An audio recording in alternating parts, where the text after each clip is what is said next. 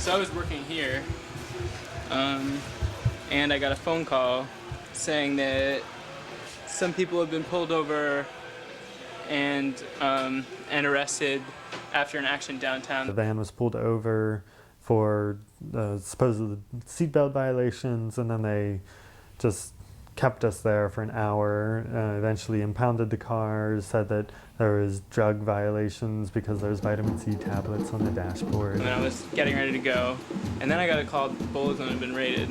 So at that point I figured that my house was going to get raided, and I had been trying to get together legal information. I had some people's personal information on a computer. They took down all of our names and info, and then they had some other people who were unidentified come up and videotape us taking our names and info. And I thought, I'm going to go back to my house and get my stuff out of this building, which is probably next on the list. So I drove Cam's little Honda Civic on back roads to the Camp building.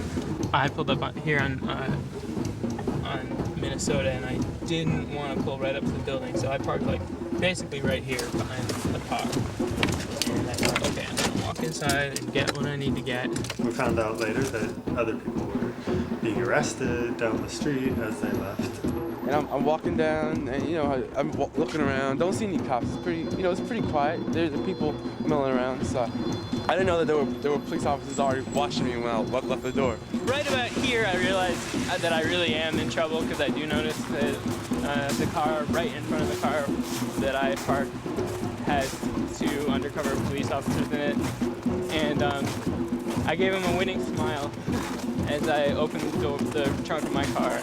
I'm thinking that all I have to do is get to the bakery and I'll be fine, and that's just like 8 blocks, I can do that. So I was thinking that I'm getting down into this part of Chuck E. Cheese that I may make it to the bakery.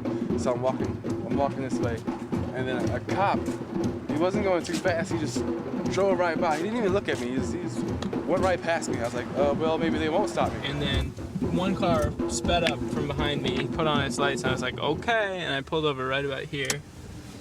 And then another car came down the other side, and then another car came up from behind me. And that was it. And another cop pulled up, and he pulls up right directly in front of me. So he's kind of on the street. He said, hey, can I search your bag? And I say, no, I don't consent to this search, officer. They take the bag from me. It's 2 police officers. They take the bag and they search it. They go out into the middle of the street and they talk together for a little while. He had a shirt on with a little monograph up here that said Hostage and Rescue Squad. And they say, hey, you gotta come with us right now. I was never put under arrest. They just they put tie wraps on me and they put me in the back of a cop car. And he was asking for like a court date, and one of the guys was like, well, I'm just using this date. And then he asked for a violation number, because he didn't know the violation for making a turn without a signal, because he's not a traffic cop, he's a hostage and rescue cop. I was never read my rights. None of that ever happened.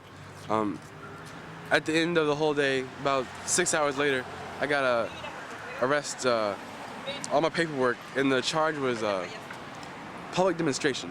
So then we went up 4 blocks. He called the standard District 3 like rank and file cops that do traffic stops. They came, they wrote out the tickets for me with their names on those tickets, and then they took me in to District 3 to holding, and I went downtown later on that night.